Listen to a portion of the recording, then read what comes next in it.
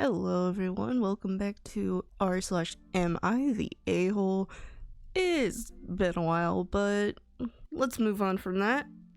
I'm trying to hopefully do more of these, and let's just move on to the first story. Am I the a-hole for telling my son that we don't really have any room for him right now, so he needs to live with his dad and stepmom? Oh no.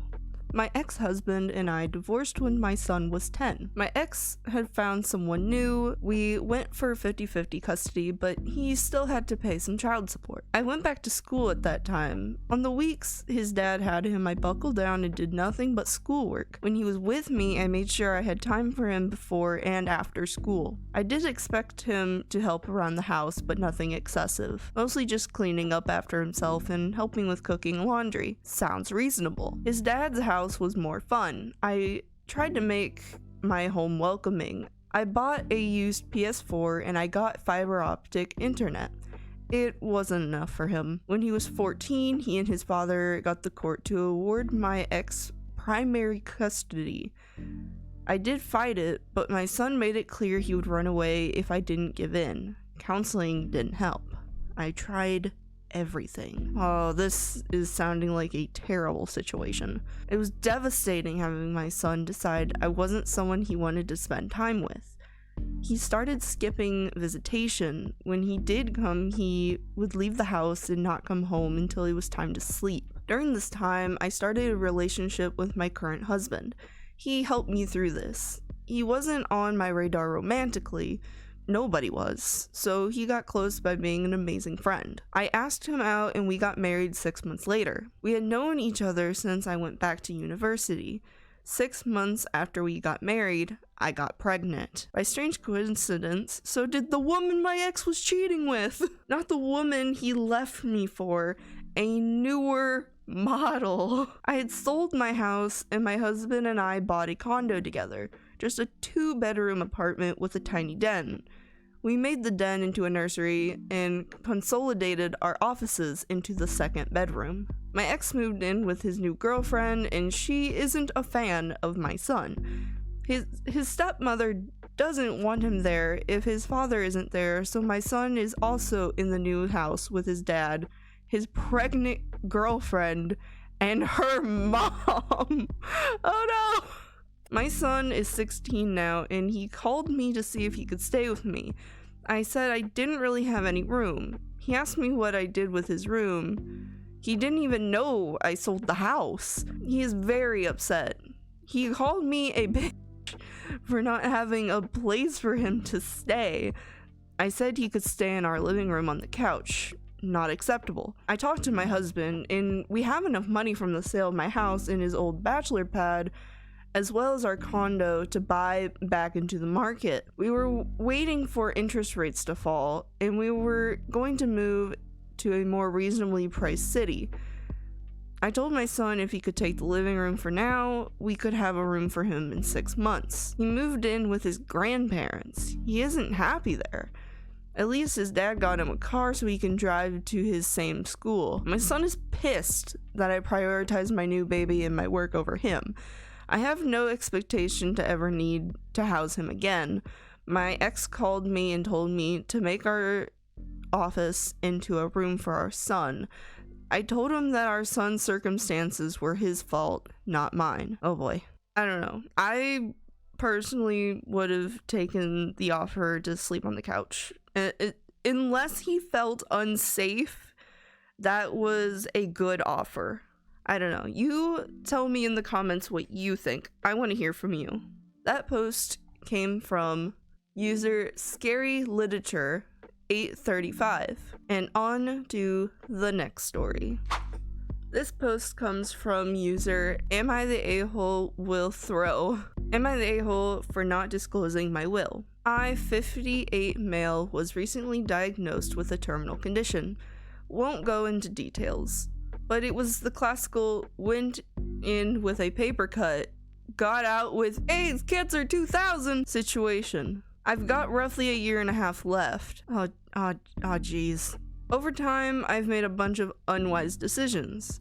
I have multiple children with different women. I have 3 sons. Lance, 43 male, who has 2 daughters. Mark, 22 male. And Tony, 15 male, and 4 daughters. Cammy, 38 female, who has 4 children. Linda, 30 female. Ronnie, 28 female. And Kathy, 24 female. I'm not going to lie here. I'll just say that I was only involved in raising Ronnie and Kathy. Their mom died when they were little, and I couldn't refuse to take them in. Ronnie is starting her career in law, and Kathy recently got her degree in agriculture. 9 years ago, I also took in Mark, who was kicked out by his shitty stepdad. Mark decided against pursuing higher education. I own a ranch. It's not a little one though, but we're managing just fine with the help of hired staff. We have about 500 heads of cattle, not counting the horses. The ranch has been in my family for generations. I know for certain that the only children who would be interested in preserving the ranch are Kathy and Mark. Maybe it's just my delusional grandeur, but I'm very passionate about passing the ranch down to my children, so they'll be able to continue the family tradition. Knowing my children, and knowing that they probably inherited my amazing personality, I can say for sure that the second I draw my last breath, there will be an inheritance war vicious enough to make Middle East and Eastern Europe seem like a recess fight in kindergarten. It will be nasty, painful, and disgusting. I wrote a will. As per my will, the ranch will go to Kathy and Mark 50-50, including all the machines, trucks, other equipment, financial assets.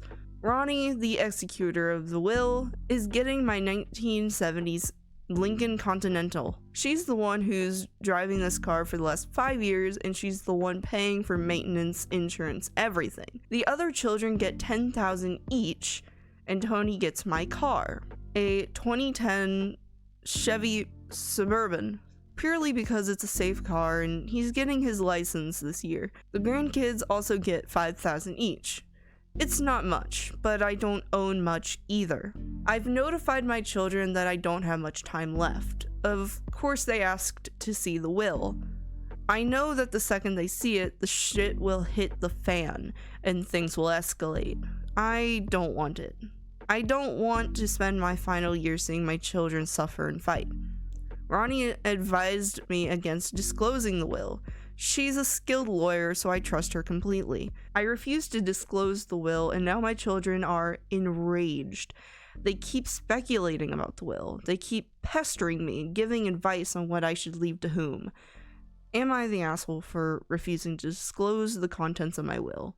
By now, the only ones who know about them are me and Ronnie, and I intend to keep it that way. Honestly, I can get that. You don't want your final moments being to see all your kids rage a war about what you're leaving them. It just bothers me that the one thing that they're most concerned about is what's in the will, and not that your time on this earth is limited. I would be spending time with them, because we don't know if it's going to be the last Christmas or the last birthday or the last day that we see them. On to the next story before I start sobbing. Also tell me what you think in the comments. This next post is from user unlikelyad5151. Am I the a-hole for ruining my mom's engagement party after she abandoned me when I was 11? I, 17 male, have a strained relationship with my mom, 35 female, after an incident that happened about 6 years ago. My mom was super strict and a helicopter parent, so we fought a lot over my grades and the trouble I got into at school. She had essentially abandoned me, signing over custody to my dad after I told her something along the lines of, "I hate you and I wish I lived with my dad." Typical things an angsty preteen says to their parent. But that fight seemed to have broke her, and she cried before dropping me off at my dad's apartment. I thought it wouldn't be a big deal and I would just see her the next day after she proved her point, but she left me there. After that, things got essentially worse for me. My grades dropped and I kept getting into trouble at school, almost to the point where I was kicked out. My dad never had job security, so money was tight. His girlfriend also wasn't fond of me, saying I was dumped on them. I wanted to go back to live with my mom. I thought to apologize, but my mom had essentially moved on with her life. She went back to college to get her degree, and she was always studying. And later on, she focused on her new work. On the weekends, I would get to see her. Things were tense between us. She tried so hard to be the fun parent, eating takeout and leaving me to do what I wanted, but it was so unlike her, and we became more estranged. 3 years ago, she started dating Paul, 39 male, a widower with 2 daughters, 9 female and 13 female.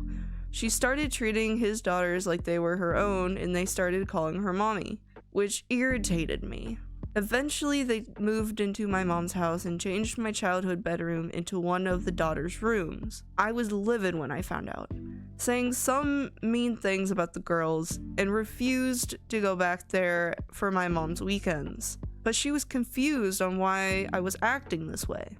Because of this fight, she thought I wouldn't be attending the engagement party when she announced her and Paul would be getting married. Besides, she didn't want me there to ruin the perfect picture of her new family. So I made it a point to go for the party and called her out on her behavior. I wanted to confront her and tell her she wouldn't have to bother with me after I go to college, but I may have taken it a tad too far.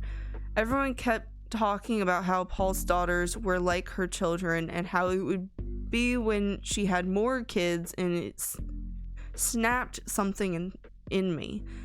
I called her a horrible parent and told her she was trying to replace me with the little brats after she had abandoned me, along with some other insults I don't really remember. Paul kicked me and my dad out, saying I was an a-hole for making his fiancé and girls cry and ruining the engagement party. He said I won't be allowed to the wedding unless I called and apologized. I may have taken it a bit too far, but my dad agrees she had it coming after abandoning a young child at an age when I needed my mother. So, am I the a-hole, and should I apologize? I'm going to leave this up to you. What do you all think? Please tell me in the comments. I'm interested to know everyone's opinions on this. Alright guys, that will be the end of this video. I'm going to try to do more of these videos more often. I kind of fell off the face of the earth because, well, I fell off the face of the earth and fell into a hole of depression, but don't worry, I climbed out aggressively and hopefully will be staying motivated to do these. I will see you all in the next video. Goodbye!